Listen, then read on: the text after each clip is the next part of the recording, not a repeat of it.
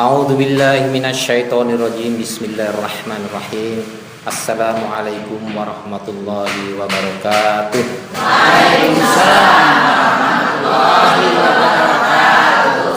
Ngaji bareng Mas Rento, Ustaz apa adanya.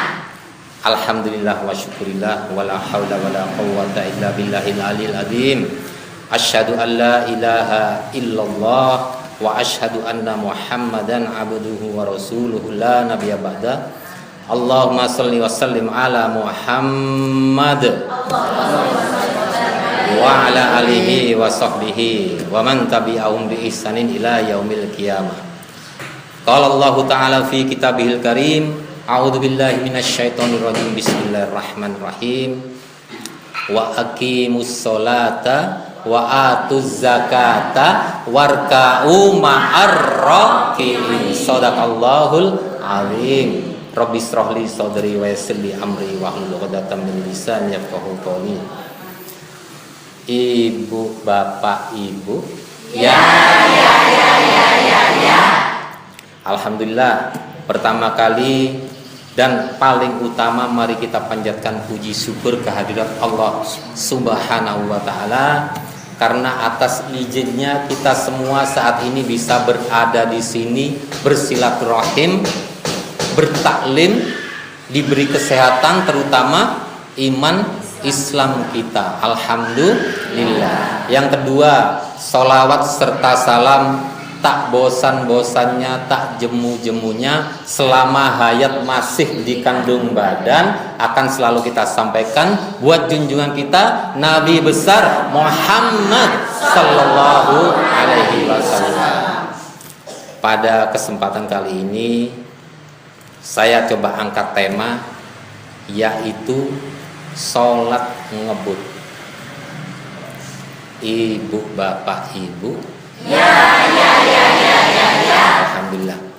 Perintah sholat dari siapa? Allah Subhanahu wa ta'ala. Barusan sudah kita bacakan, wa aqimus sholata. Jadi perintahnya itu dirikanlah sholat, bukan kerjakanlah sholat. Dirikanlah sholat. Perintahnya dari Allah. Yang kita contoh adalah baginda Rasulullah sallallahu alaihi wasallam. Baik Bapak Ibu, beberapa waktu yang lalu ada fenomena, yaitu sholat ngebut. Jadi sholat dengan kecepatan yang luar biasa, sehingga satu rakaat itu hanya sekian detik. Kemudian sholat taraweh hanya, kalau tidak salah berapa menit ya? 7 menit ya. Kita semua sempat menyaksikan videonya. Coba kita teropong, bagaimana kira-kira menurut Al-Quran dan menurut baginda Rasulullah Sallallahu Alaihi Wasallam. Namun demikian Bapak Ibu, kita tidak boleh mencemooh, tidak boleh memperolok-olok apabila ada saudara kita yang belum mengerti, yang sholatnya tidak tumak-ninah, alias sholatnya ngebut. Baginda Rasulullah Sallallahu Alaihi Wasallam bersabda, sejahat-jahatnya pencuri adalah yang mencuri dari sholatnya. Kemudian salah satu sahabat bertanya, wahai baginda Rasul, apa yang dimaksud dengan mencuri di dalam sholat, mencuri dari sholatnya? Kemudian Rasulullah menjawab, yaitu orang-orang yang sholat tapi tidak menyempurnakan rukunya dan tidak menyempurnakan sujudnya. Ya. Jadi kalau sholat harus sempurna, ya. Kemudian di dalam hadis yang lain Rasulullah bersabda, "Shallu kama ra'aitumuni usolli." Sholatlah kalian sebagaimana kalian lihat aku sholat. Gimana sholatnya baginda Rasulullah? Baginda Rasulullah, kalau kita diperintahkan oleh Rasulullah untuk mencontoh, berarti gerakannya harus kita contoh, bacaannya harus kita contoh, tumak ninanya harus kita contoh. Jadi Rasulullah itu adalah sesempurna-sempurnanya orang yang melaksanakan sholat. Kalau baginda Rasul mengatakan sejahat-jahatnya pencuri adalah orang yang mencuri dalam sholatnya, kenapa kok disebut jahat? Karena orang kalau mencuri, Bu, orang kalau nyolong, itu yang dicolong punya siapa? Punya orang. Nah, orang kalau mencuri di dalam sholatnya, yang dicolong adalah punyanya sendiri. Yang dicuri adalah tumakninahnya. Jadi pahalanya sendiri sama dia dihilangkan, ya. Padahal tumakninah itu adalah salah satu rukun di dalam sholat. Kata baginda Rasulullah, tidak sah sholat seseorang ketika dia tidak tumakninah di dalam rukuk dan sujudnya. Jadi luar biasa, Bu, ya. Sholat nggak usah ngebut, nggak usah buru-buru, harus tumakninah. Apa kira-kira arti tumakninah, ibu-ibu? Jadi tumakninah artinya adalah tenang, diam sebentar. Tumakninah ini sama dengan ada yang ala bidzikrillahi tatmainnul qulub, tatmainu tumakninah ya ayyatuhan nafsul mutmainnah. Sama, artinya tenang. Kita disuruh tenang sebentar agar kita khusyuk. Jadi tumakninah yang dimaksud di sini kalau menurut hadisnya, kita meluruskan punggung kita ketika melakukan ruku. Jadi baginda Rasulullah kalau ruku itu, ibu bapak, punggungnya lurus seperti ini. Jadi tidak begitu. Jadi ini kalau tangan begini, tidak begini, tapi seperti ini, 90 derajat. Bahkan diumpamakan seandainya ada bejana berisi air ditaruh di punggung Rasulullah, maka bejana itu tidak tumpah. Jadi seperti itu, tumakninahnya harus sampai seperti itu. Jadi alangkah malunya ya kita kalau yang berlumur dengan dosa, kemudian bergelimang dengan kemaksiatan, sholatnya ngebut. Sholat itu menghadap kepada Allah. Di dalamnya dibacakan ayat-ayat Al-Quran. Padahal Allah memerintahkan di dalam surat Al-Muzammil ayat 4, ada yang hafal? Warattilil Qur'ana tartila. Maka bacalah Al-Quran dengan tartil, dengan perlahan-lahan. Mahrotnya benar, tajwidnya benar, insya Allah artinya jadi benar. Nah sekarang kalau ngebut, Bismillahirrahmanirrahim. Di dalam Bismillahirrahmanirrahim ada beberapa hukum baca. Bismil, tarkik bacaannya, kemudian alif lam komariah, Bismillahir, roh, tafhim, rahman, ada asyamsiyah, kemudian ada mat tobi'i, kemudian di belakangnya khim, ada mat arid lis sukun. Kira-kira ada 10 atau 11 hukum hanya di dalam bismillah. Bayangkan kalau kita sholatnya ngebut. Bismillahirrahmanirrahim. Alhamdulillahirabbil alamin arrahmanir rahim maliki yaumiddin iyyaka na'budu wa iyyaka nasta'in ihdinas siratal mustaqim siratal ladzina an'amta 'alaihim ghairil maghdubi 'alaihim waladdallin. Amin. Kira-kira artinya bener enggak sih? Dalam Al-Fatihah itu banyak sekali hukum-hukum baca yang harus ditaati. Kita salah sedikit saja panjang pendeknya, maka berubah artinya dari yang dimaksudkan oleh Allah. Jadi intinya adalah bahwa kita sholat harus tumakninah. Karena apa Bapak Ibu? Karena apa? Sholat adalah ibadah pertama yang kelak dihisab oleh Allah Subhanahu wa ta'ala. Awwalu ma yuhasabu bihil abdu yaumil qiyamah as-sholah. Fa in sholahat sholahalahu sairu amali, wa in fasadat fasada sairu amali. Jadi ketika sholat adalah ibadah yang paling awal yang kelak dihisab di hari kiamat. Ketika baik sholat Anda, maka ibadah yang lain seperti terangkat, Ibu, ikut menjadi baik. Ketika hancur sholat Anda, maka ibadah yang lain seperti tidak ada artinya. Boleh Bapak Ibu misalnya sodako tiap hari 10 juta. Ada yang bisa 10 juta satu hari sodako? Ada ya. Misalnya kita sanggup sodako satu hari 10 juta, tapi kita sholatnya kedodoran atau mungkin nggak sholat, maka sodakohnya tidak ada artinya. Kita puasa setiap hari setahun penuh nggak pernah bukanya, nggak pernah buka deh. Tapi kalau sholat kita hancur, maka puasa kita tidak ada artinya. Jadi sholat ini jangan main-main, ibadah yang istimewa. Dari diturunkannya saja sudah istimewa. Kalau zakat atau sodakoh diturunkannya melalui wahyu yang dibawa oleh malaikat Jibril. Kemudian masalah haji turun perintahnya melalui wahyu yang disampaikan ya. Kemudian puasa perintahnya turun melalui wahyu. Tapi untuk sholat, ibu-ibu, Allah merasa perlu memanggil langsung Rasulullah Sallallahu Alaihi Wasallam Muhammad untuk langsung bertemu kepada Allah untuk menerima perintah sholat, yaitu dalam peristiwa Isra Mi'raj. Subhanalladzi asra bi abdihi lailan minal masjidil harami ilal masjidil aqsa illal ladzina amanu dan seterusnya. Barakna haulahu walinuriyahu dan seterusnya. Jadi perintahnya aja sangat istimewa. Allah langsung memanggil Nabi Muhammad. Nah sekarang kalau kita sholat kita main-mainin, kita sholatnya ngebut. Bahkan ada yang bilang begini sama saya, kok sholatnya ngebut deh?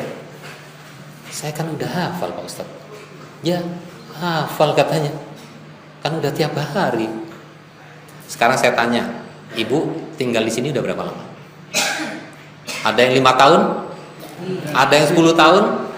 Kira-kira tiap jengkal gang ini sudah hafal nggak?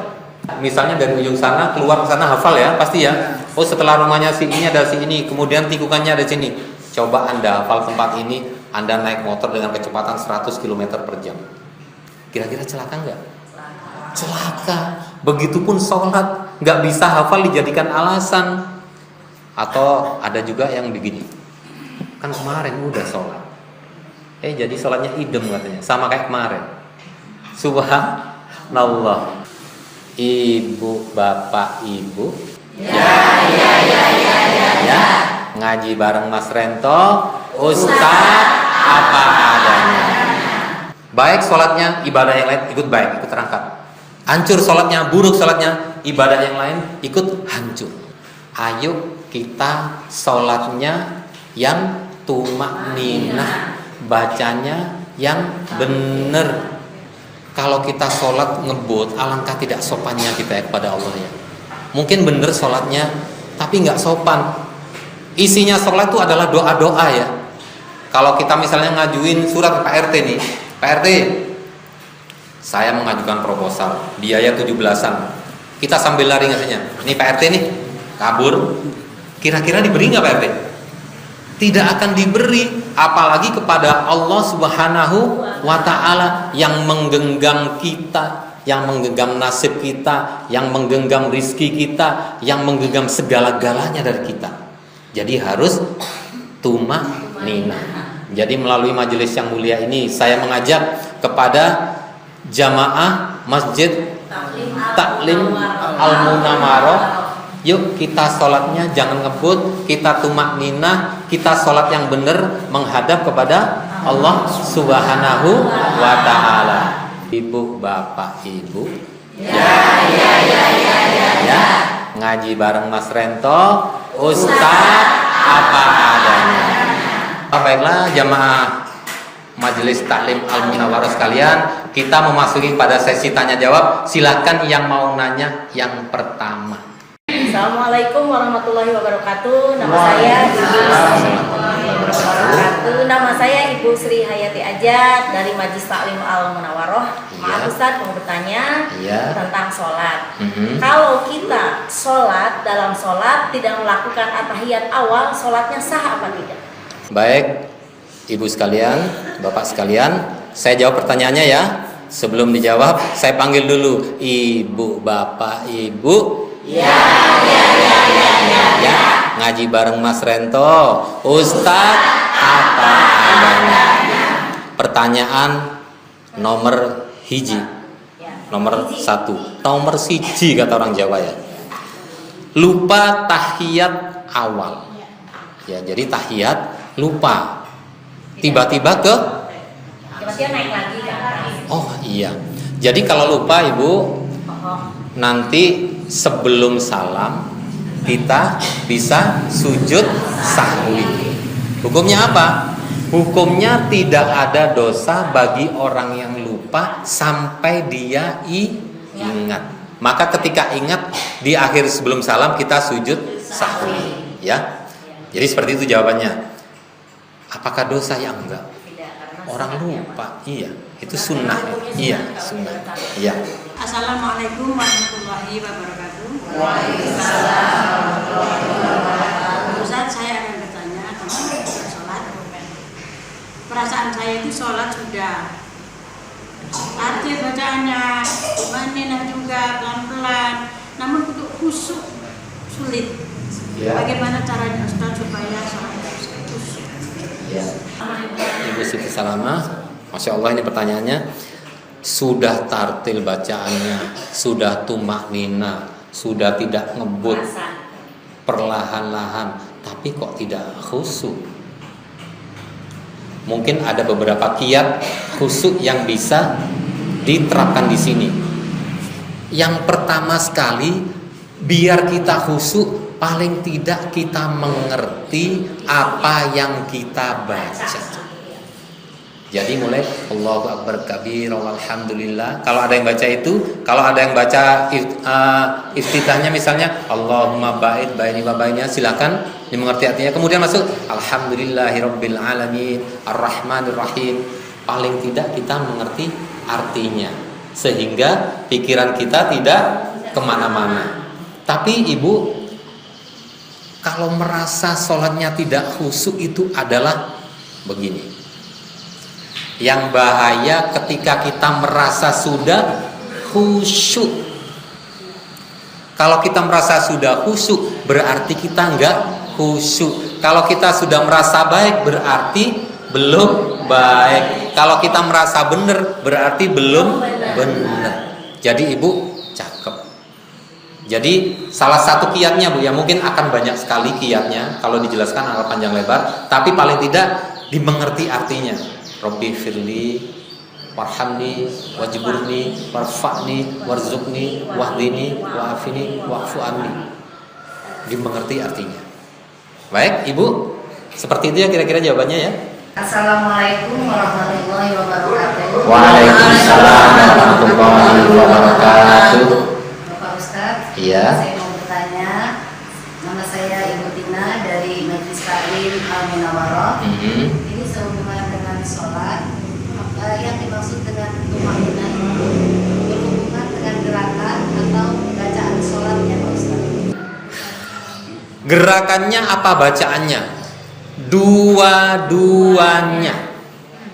Karena ada di hadisnya, tidak sempurna sholat hambaku kata Rasulullah ketika dia tidak meluruskan punggungnya ketika rukuk maupun ketika sujud. Jadi gerakannya pun harus ada berhentinya, ada tenangnya. Kita karena apa? Ini kan satu paket ya. Gerakan sama bacaan satu paket. Nggak mungkin kita tumak nina di bacaannya tapi gerakannya ngebut. Alhamdulillahirabbil alamin arrahmanir rahim maliki yaumiddin, kan nggak mungkin. Tiba-tiba udah salam masih di Al-Fatihah, kan nggak mungkin. Pasti gerakannya juga tumak nina. Demikian juga dibaca hanya. Jadi Ibu nikmat. Jadi setiap Al-Fatihah itu Allah menjawab ya Alhamdulillahirabbil alamin arrahmanir, ya Allah. Itu Allah menjawab, hambaku memujiku. Hambaku memujiku. Ini adalah urusanku dengan hambaku. Nah kita ketika memang Allah maha segala-galanya, maha tahu. Tapi kalau kita ngebut, kira-kira sopan nggak? Beretika tidak? Tidak beretika. Makanya Rasulullah sangat tegas, diulang tidak apa-apa ya, ini dalam rangka syiar. Makanya Rasulullah sangat tegas mengatakan dalam sebuah hadisnya, sejahat-jahatnya, sejelek-jeleknya pencuri adalah orang yang mencuri dari sholatnya. Jadi tidak tumak nina gerakannya dan tidak tumak nina bacaannya. Jadi demikian Ibu ya, sama-sama. Gerakannya tumak nina, demikian juga bacaannya. Assalamualaikum warahmatullahi wabarakatuh. Bapak Ustaz, saya mau nanya tentang sholat. Kita niatnya mau masbuk karena kita ketinggalan Masbuk ya? Masbuk ya, karena kita ketinggalan rakaat. Tetapi setelah atahiyat akhir kita tidak naik lagi ke atas karena lupa dan ikutin yang awal. Itu sama enggak? Terima kasih. Assalamualaikum warahmatullahi wabarakatuh. Waalaikumsalam. Jadi misalnya Ibu didatang di rakaat kedua, setelah salam beliau ikut salam, judulnya lupa. Kira-kira ada dosa nggak buat orang yang lupa? Tidak ada dosa. Sampai dia ingat. Jadi sholat itu pemahaman fikihnya adalah sesuatu ritual ibadah yang diawali dengan takbir dan ditutup dengan salam. Artinya ketika sudah salam berarti sholat itu sudah kita tutup. Apa boleh diawali lagi? Silahkan, monggo. Tapi Ibu tidak dosa. Tapi ketika ingat, kan tidak ada dosa buat orang yang lupa sampai dia ingat. Tidak ada dosa bagi orang yang pingsan sampai dia sadar. Tidak ada dosa bagi orang yang tidur sampai dia bangun. Ini sholatnya di sholat tarawih. Iya, berarti ada sebelum tarawih ada isya ya. Jadi Ibu, ketika kita bertemu dengan suatu permasalahan wajib dan sunnah, maka utamakan dulu yang wajib. Jangankan itu, misalnya dipanggil sama ibu, ini yang muda mana sini? Oh enggak, ini yang muda ya. Nak helpi, dipanggil sama ibunya ceritanya nih. Dia sedang sholat sunnah duha. Yang wajib didatengin adalah panggilan ibunya. Karena duha adalah sunnah, sedangkan mendatangi panggilan ibu adalah wajib. Jadi utamakan yang wajib dari yang sunnah. Ngaji bareng Mas Rento, Ustaz apa adanya. Ibu, bapak, ibu. Ya. Saya mohon maaf bila ada salah kata, salah ucap, salah sikap. Subhanakallahumma wa bihamdik asyhadu an la ilaha illa anta astaghfiruka wa atubu ilaik. Baik, mari kita akhiri taklim ini dengan membaca doa. Mudah-mudahan keberkahan dari Allah, rahmat dari Allah turun buat kita semua yang saat ini ada di sini. A'udzubillahi Rabbana la tuzigh qulubana ba'da idh hadaitana wa hab lana min ladunka rahmah innaka antal wahhab. Ya Allah, jadikan kami semua yang ada di sini ya Allah ahli salat ya Allah. Amin. Keluarga kami, pasangan kami ya Allah. Ya Allah, jangan Kau jadikan kami ini hamba-hamba yang lalai dalam salat kami ya Allah. Ya Allah, izinkan kami salat khusyuk kepadamu ya Allah. Salat yang tumakninah ya Allah. Salat yang Engkau terima ya Allah. Ya Allah, ampuni dosa-dosa kami ya Allah. Maafkan segala kesalahan kami ya Allah.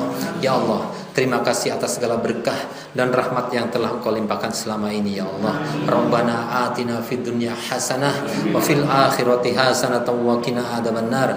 Subhana rabbika rabbil izzati amma yasifun wassalamun ala mursalin walhamdulillahi rabbil alamin. Ya Nabi salam alaika, ya Rasul salam alaika, ya Nabi salam alaika, Salat